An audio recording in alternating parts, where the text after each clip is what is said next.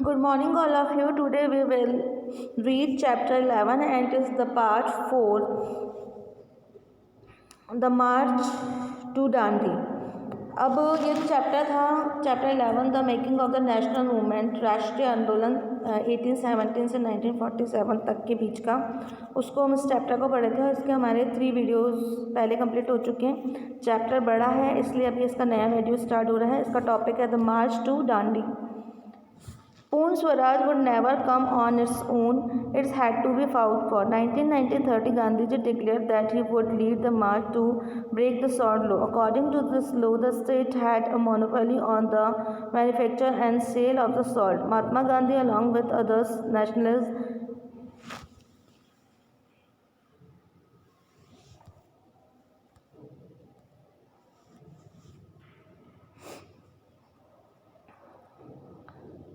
reason that was sinful to tax salt since it's such an external item of food. The salt must relate to the general desire of freedom to the specific grievance shared by everybody, and thus does not divided the rich and the poor. Gandhiji had and his followers marched for over 240 miles for Sabarmati to the coastal town of the Dandi, where they broken the government law by gathering natural salt found on the seashore and boiling sea water to produce salt. तो ये जो डांडी मार्च यात्रा थी उसके बारे में यहाँ पर मतलब बताया गया है कि पहले अधिकार नहीं था कि कोई भी नमक को बना सके, और नमक तो जो है वो बहुत ही मतलब मसालों में या फिर टेस्ट के हिसाब से बहुत ही यूज़फुल और ज़रूरी चीज़ है। और ये जो होता था वह जो अंग्रेज़ अधिकारी होते थे जो काफ़ी रिच होते थे केवल उनको ही मिलता था। तो भारतीयों को जो खारा पानी की नदी है उसमें नमक बनाने का अधिकार प्राप्त नहीं था। तो इसी कानून को तोड़ने के लिए गांधी जी ने जो साबरमती यात्रा अपनी स्टार्ट की और वहाँ पे किनारे पर जाकर नमक को बनाया। अब इसके नीचे टॉपिक है women in the freedom struggle. Ambabai from the Karnataka, women from the diverse background participating in the national movement. Young and old, single and married, they come from rural and urban areas, from both conservative and the librarian home. Their involvement was a significance for the freedom struggle, for the women movement, and for themselves personally. Both British officials and the Indian nationalists felt that the women participation gave the national struggle an emphasis force. Participation in the freedom movement brought women out of their home. It gave them a place in the profession, in the governance of the India, and it could pave the way of equality with them. तो भारतीय जो महिलाएं थी उन्होंने भी जो आंदोलन था राष्ट्रीय आंदोलन उसमें बढ़ चढ़कर भाग लिया, और उसमें सभी तरीके की महिलाएं थी, वृद्ध महिलाएं भी थी, सिंगल भी थी, मैरिड भी थी, और उन्होंने इसमें बढ़ चढ़कर भाग लिया। इसमें यही बताया गया है। और कुछ जैसे सरोजनी नायडू का नाम दिया है, अंबाबाई का नाम दिया है। तो अंबाबाई ने और सरोजनी नायडू ने बहुत ही महत्वपूर्ण भूमिका निभाई। अब हम इसके आगे चलते हैं।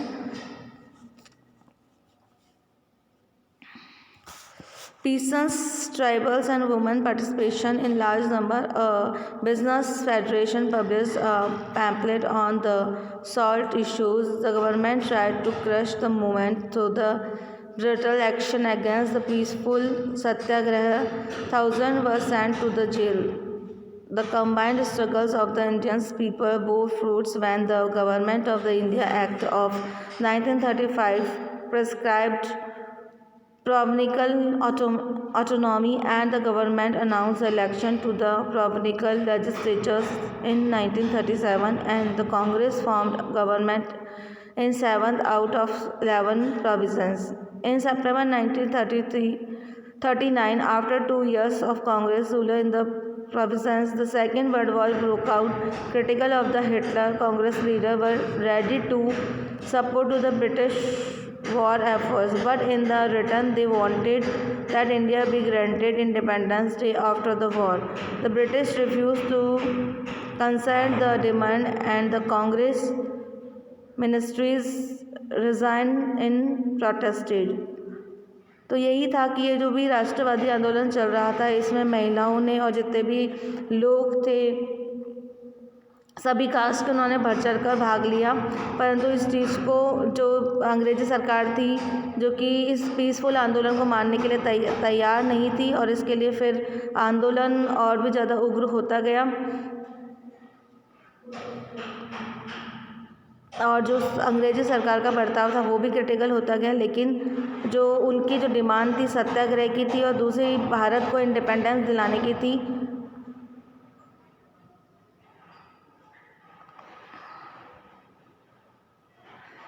वो माननी नहीं जा रही थी। और इसके अंदर एक पैराग्राफ दिया गया है, वीर लखन नायक was hanged. Baji Mohammed, president of the Nabarangpur Congress, Odisha in 1933 reports. On August 20, 1942, 19 people die on the spot in police firing at the Nagpur. Many died thereafter from their wounds. After 300 were injured. More than 1,000 were jailed in the Koraput districts, severals were shot. मतलब ये जो सब चल रहा था national जो movement चल रहा था इसके अंदर भी कई लोगों को जेल जाना पड़ा और कई लोगों को मृत्यु का सामना करना पड़ा। तो उसमें एक वीर लखन नायक भी थे। Quit India and later, Mahatma Gandhi decided to initiate a new phase of movement against the British in the middle of the Second World War। कि द्वितीय विश्व युद्ध के बीच में जो गांधी जी हैं जो उन्होंने कुछ नया करके सरकार का ध्यान अपनी तरफ आकर्षित करना शुरू किया। The British must quit India immediately. Quit India movement चालू हुआ। He told him to the people said do or die in your effort to fight the British. और उन्होंने लोगों को कहा करो या मरो और अंग्रेज़ों के साथ में लड़ाई रखनी है, but you must fight non violently. और जो भी लड़ाई जारी रखनी है वो अहिंसात्मक तरीके से होगी। Gandhi ji and other leaders were jailed at once but the movement spread. Gandhi ji और जो उनके सहायक नेता थे वो सभी को जेल हुई, लेकिन ये जो आंदोलन था राष्ट्रवादी वो चलता गया। It's specially attendant peasants and the youth who gave up their studies to join it. Communities and sample of the state authority were attacked all over the country। तो ये जो युवा वर्ग के लोग हैं और जो पीसन्स हैं उनके द्वारा ये आंदोलन जो है जारी रखा गया, जबकि गांधी जी और अन्य नेताओं को जेल हो गई थी और पूरे शहर में पूरे देश में फैल गया। इन many areas the people set up their own governments. और कई एरिया में तो अपने आप को लोगों ने स्वतंत्र घोषित कर दिया और अपनी सरकारें खुद बनाने लगे। The first response of the British were the several repressions। By the end of 1943 90,000 people were arrested। मतलब 90,000 लोगों ने गिरफ्तारी करवाई and around the 1,000 kill in the police firing. और 1,000 लोग पुलिस फायरिंग में मारे गए। In many areas order were given to the machine guns crowd from the airplanes। The rebellion however ultimately brought the Raj to its knees। मतलब police को खुली छूट दी गई थी कि यदि कहीं पे भी भीड़ हो तो वो उस पर गोलियां बरसा सकती थी। तो इस तरीके का माहौल बहुत गर्मा गर्म हो गया towards the independence and the partitions. Manville in 1940 the Muslim League had moved a resolution demanding independence state for the Muslims in the northwestern and eastern areas of the country।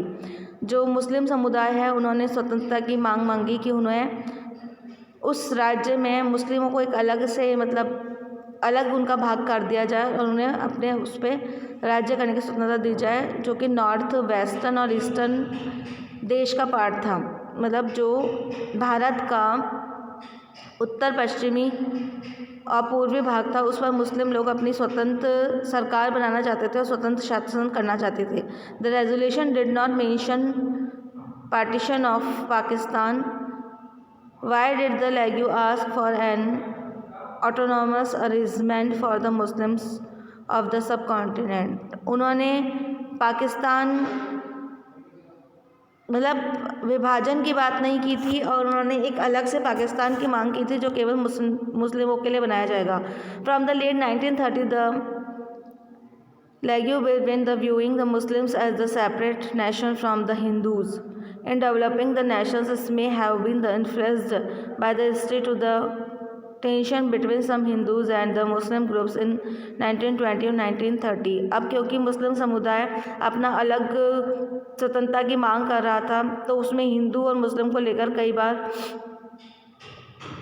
झगड़ों का माहौल बन गया, विचारधाराओं में मतभेद बन गया। चाहते दोनों स्वतंत्रता थे पर अपना अलग अलग मतलब एरिया चाहते थे कि मुस्लिमों का अलग एरिया होना चाहिए और हिंदुओं का अलग एरिया होना चाहिए। अब यहाँ पर एक पिक्चर बताई गई है जिसमें ये Jawaharlal Nehru listen to the Mahatma Gandhi before the Bombay session of the Congress July 1946 की ये पिक्चर है जिसमें जवाहरलाल नेहरू गांधी जी को बड़ी शांतिपूर्वक ढंग से सुन रहे हैं। Gandhi ji disciplined the Congress society and the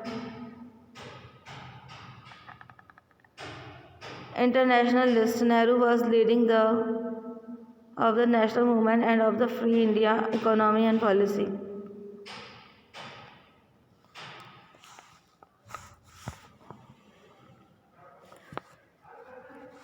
Importantly, the provincial election of 1937 seems to have convinced the Lagu that the Muslims were the minority and they would always have to play second fiddle and any democratic structure. It feared that Muslims may even go unrepresented. The Congress reaction to the Lagu desire to form a joint Congress-Lagu government in the United Provision in 1937 also annoyed the Lagu.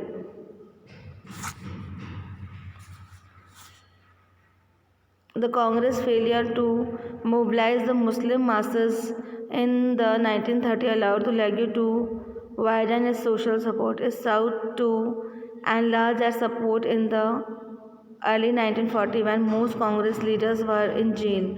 At the end of the war in 1945, the British opened negotiations between the Congress, the Lagu and themselves of the independence of India. The talks failed because the Lagu saw itself as the sole spokesperson of India's Muslims. The Congress could not accept this claim since a large number of Muslims still supported it. Election to the province was again held 1946. The Congress did well in the general constituencies, but the Lagu success in the seats reserved for Muslim was spectacular. Its persisted with its demand for Pakistan. In March 1946, the British cabinet sent a 3-member missions to Delhi to examine this demand and suggested a suitable political framework for the free India. This mission suggested the Indians should remain united and constitute itself as the loose confederation with some autonomy for the Muslim majority area, but it could not get the Congress and the Muslim Lagu to agree to specific details of the proposal. Partition now become more or less inevitably. मतलब जो अब यहाँ पर स्वतंत्रता की मांग हो रही थी, स्वतंत्रता की मांग करने के भी मतलब 2 दल हो रहे थे। एक तो मुस्लिम लीग हो रहा था जो कि मोहम्मद अली जिन्ना के नेतृत्व में कर रहा था। उन्होंने मुस्लिमों के लिए एक अलग से राज्य बनाने की मांग रखी और उन्होंने कहा कि उसमें मुस्लिम शासन करेंगे, उनकी अलग से सरकार होगी। और इस एक तरफ भारत था जो कि अपने स्वराज्य की मांग कर रहा था।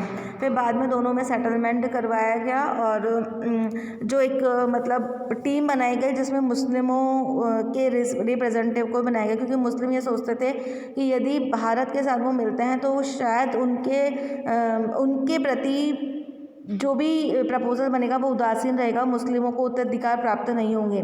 लेकिन फिर कांग्रेस ने मुस्लिम और हिंदुओं में एक मतलब कॉम्बिनेशन बिठाया और एक एजेंडा मतलब किया तैयार, जिसमें हिंदू मुस्लिम सभी को मतलब समान अधिकार प्राप्त और समान समान प्रतिनिधि थे। और इस प्रपोजल पर फिर आखिर में दोनों राज़ी हुए। पर ये जो विभाजन की बात थी वो बहुत ज़्यादा हैट्रिक हो रही थी, जिसमें धर्म के नाम पर भी काफ़ी वार्तालाप हो रही थी, काफ़ी चर्चा हो रही थी।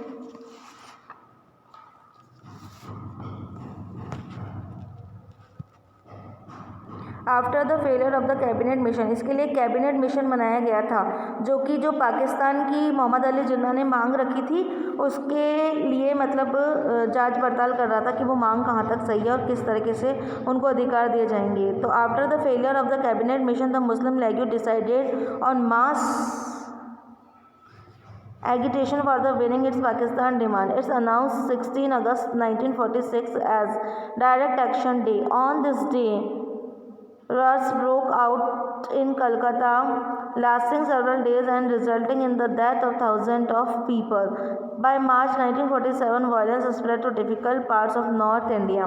तो जब मुस्लिम लिंग की जो ये बात थी कि हमें पाकिस्तान चाहिए, विभाजन चाहिए, और जब कैबिनेट मिशन के द्वारा ये बात नहीं मानी गई, तो फिर उन्होंने लार्ज स्तर पर मतलब राज्य स्तर पर अपनी आवाज़ को उठा दिया और 16 अगस्त 1947 को डायरेक्ट एक्शन डे तैयार कर दिया, और जहाँ पर कलकत्ता में बहुत ज़्यादा मतलब घटनाएं हुई और जिसमें कि हज़ारों लोग जो है मारे गए। Many 100,000 people were killed and numerous women had to face untold brutalities during the partition. तो इस विभाजन को लेकर, पाकिस्तान की मांग को लेकर हज़ारों लोग मारे गए और बहुत सारी जो औरतें उनको यातनाएं सहन करनी पड़ी। Millions of people were forced to flee their homes, thrown asunder from the homelands, and they were reduced to being refusing in alien lands. Partition also meant that the India changed, many of its cities changed, and a new country, Pakistan, was born. So the joy of our country independence from British rule came mixed with the plan of violence of partition. तो पाकिस्तान के विभाजन की जो मांग थी उसका मतलब बहुत कुछ था। उसका मतलब ये था कि इंडिया में पूरा बदलाव आना, इंडिया के शहरों में बदलाव आना और एक पाकिस्तान नाम की एक बहुत ही शक्तिशाली कंट्री का बन जाना और उसका इंडिपेंडेंट हो जाना। तो इस तरह से भारत में एक बहुत ही मिक्स्ड केमिस्ट्री चल रही थी और वायलेंस जो था पार्टीशन को लेकर वो बहुत ज़्यादा भड़क रहा था, जबकि गांधी जी अहिंसात्मक एक्शंस के ऊपर यानी कि अहिंसात्मक तरीके के ऊपर जोर देते थे, लेकिन ऐसा ही चल रहा था। नेशनलिज्म इन अफ्रीका, अब ये अफ्रीका का नेशनलिज्म इसमें दे रखा है। तो ये यहाँ तक हमारा जो नेशनलिज्म था उसको हमारी इस बुक में बताया गया और ये चैप्टर जो है यहाँ पे कंप्लीट हो गया है और इसको अच्छे से पढ़िएगा तभी ये समझ में आएगा। बहुत टिपिकल और बहुत इंपॉर्टेंट चैप्टर है। So now it is completed. Thank you so much.